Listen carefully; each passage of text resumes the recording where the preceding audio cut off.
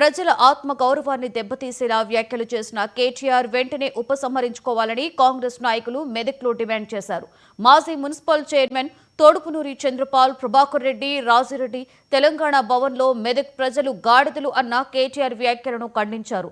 తర్వాత జిల్లా ఎస్పీ శ్రీనివాసరావును కలిసి కేటీఆర్ పై చర్యలు తీసుకోవాలని డిమాండ్ చేస్తూ వినతి పత్రాన్ని అందించారు.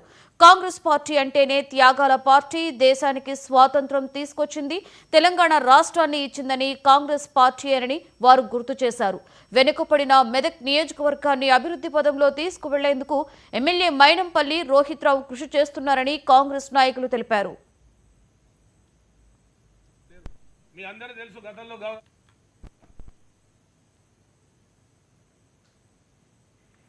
నోటితో చెప్పలేని విధంగా మాట్లాడుతూ ఉన్నారు. ముఖ్యమంత్రి గౌరవించాల. ఆ భాష, ఆ తీరు, ఆ పద్ధతి చాలా అసభ్యకరంగా మాట్లాడుతూ ఉన్నారు. మేము దాన్ని కూడా తీవ్రంగా ఖండిస్తూ ఉన్నాం. ప్రజాస్వామ్యంలో అందరికీ మాట్లాడే హక్కు ఉంది. మేము మాట్లాడతాం, ఏ విధంగానైనా మాట్లాడతామని హక్కు మాత్రం లేదు. కొన్ని పద్ధతులకు లోబడి మాట్లాడాలి. విమర్శించండి, ఎవరు వద్దనని కాదను. రాజకీయ పార్టీలు ప్రజాస్వామ్య దేశంలో అన్ని పార్టీలకు హక్కు ఉంది. ఎదుటి ప్రభుత్వం పనిచేయనప్పుడు కానీ, తప్పులు ఎంచడంలో కానీ, మంచి చేసినా చెడు మాట్లాడే విధంగా ఉంది. కానీ ప్రత్యక్షంగా దూషించేటువంటి పరిస్థితి లేదు. మీ అందరికీ తెలుసు, గతంలో గౌరవ కేసీఆర్ గారు కూడా ప్రెస్ పట్ల అనుచితంగా ఎంత వరస్ట్గా మాట్లాడడం మీ అందరికీ తెలుసు. కానీ ఈ సాంప్రదాయం, ఈ పద్ధతిని దయచేసి మరి మానుకోవాలి. ఇది మరి ఈ విధంగా మెదక్ ప్రజలను అవమానపరిచినటువంటి గౌరవ కేటీఆర్ గారి మీద, శాసనసభ్యులు సిరిసిల్ల శాసనసభ్యులు గారి మీద చట్టపరమైన చర్యలు తీసుకోవాలని ఇప్పుడే మరి గౌరవ ఎస్పీ గారిని కోరడం జరిగింది.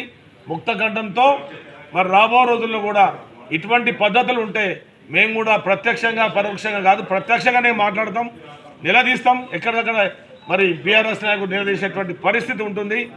కాబట్టి ముందు చూపుతో మాట్లాడాలి. విమర్శించే ముందు ఆలోచించి విమర్శించాలి. గాడిదలు, కుక్కలు, నక్కలు, పందులు ఆ రోజులు పోయినాయి. ఎవరు ఇష్టం వచ్చినట్టు మాట్లాడితే వారు పడే రోజులు పోయినాయి. సిరిసిల్ల ఎమ్మెల్యే మరి కేటీఆర్ గారు మరి మెదక్ ప్రజలను అవమానించే తీరుగా, దురహంకారాన్ని చూపెట్టే తీరుగా ఏ వ్యాఖ్యలు చేసిండో మెదక్ ప్రజలు, ఇక్కడ ఉన్న నాయకులు గాడులతో సమానంగా పోల్చడం. మరి నువ్వు ఒక సీనియర్ నాయకుని, నీ కనీసం ఇంగిత జ్ఞానం ఉండాలి మాట్లాడేందుకు. గతంలోనే మొన్ననే ఒక ఏడాదిన్నర కిందనే మెదక్ ప్రజలు అందరం కలిసి కర్రు కలిసి వాత విద్యం మీకు, మీ మాజీ ఎమ్మెల్యే గారికి. అయినా ఇంకా మీకు బుద్ధి రావట్లేదు. మరి మీ దురహంకారాన్ని ఇంకా చూపెడుతున్నారు. మరి తెలంగాణని 4 దిక్కుల మరి నలుగురు కలిసి దోచుకున్నారు. పూర్తిగా దోచుకొని తెలంగాణ ఆర్థిక వ్యవస్థను చిన్నాభిన్నం చేసి ఇలా మేమున్నప్పుడు గొప్ప విషయం అంటారు. 7 లక్షల కోట్ల అప్పులు చేసి రాష్ట్రాన్ని అధోగతి పాలు చేసిర్రు.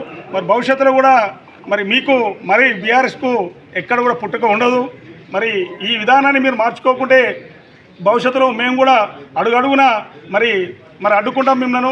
తప్పకుండా ప్రజాస్వామ్యం మీద మా గౌరవం ఉంది కాబట్టి ప్రజాస్వామ్య పద్ధతిగానే పోతున్నాం. మీ లెక్క గుండాల లెక్క, రౌడీ లెక్క చేస్తలేము.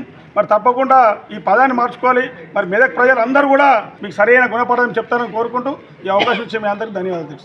రోహిత్ రావు గారు నిర్బంధ కాండను, లేకపోతే కేసులు పెట్టించడము, లేకపోతే బెదిరించడమో జరిగిందని ఆమె వాస్తవాలు చెప్పకుండా అవాస్తవాలు చెప్తా ఉన్నది.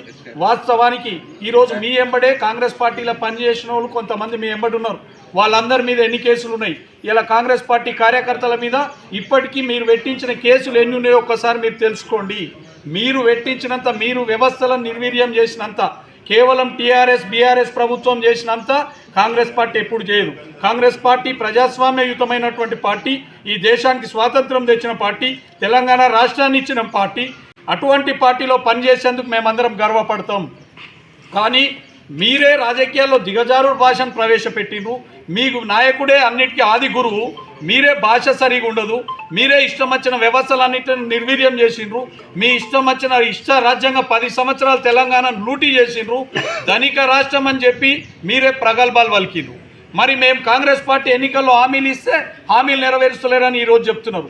ఒక అప్పుల కుప్పం చేసి ధనిక రాష్ట్రం అని బుకాయించిండ్రు. మీ బుకాయింపే మా ఎన్నికల మేనిఫెస్టో. ఎందుకంటే ధనిక రాష్ట్రంలో పేద ప్రజలకు పెద్ద ఎత్తున సంక్షేమ కార్యక్రమాలు అమలు చేస్తామని హామీలు ఇవ్వడం జరిగింది. ఇలా హామీలు నెరవేర్చేందుకు, ఒక్కొక్కటిగా నెరవేర్చేందుకు, ఈ రాష్ట్ర ఆర్థిక వ్యవస్థను గాడిలో పెట్టేందుకు మా గౌరవ ముఖ్యమంత్రి రేవంత్ రెడ్డి గారు, కేబినెట్ మొత్తం కూడా అష్ట కష్టాలు పడుతున్నది. ఈ ప్రాంత ప్రజలకు మేలు చేయాలనే ఆలోచనతో ఉన్నది కాంగ్రెస్ పార్టీ. ఏదైతే ప్రజలకు ఇచ్చిన హామీల నుంచి పారిపోయే ప్రభుత్వం కాదు. రోహిత్ రావు గారు నిర్బంధ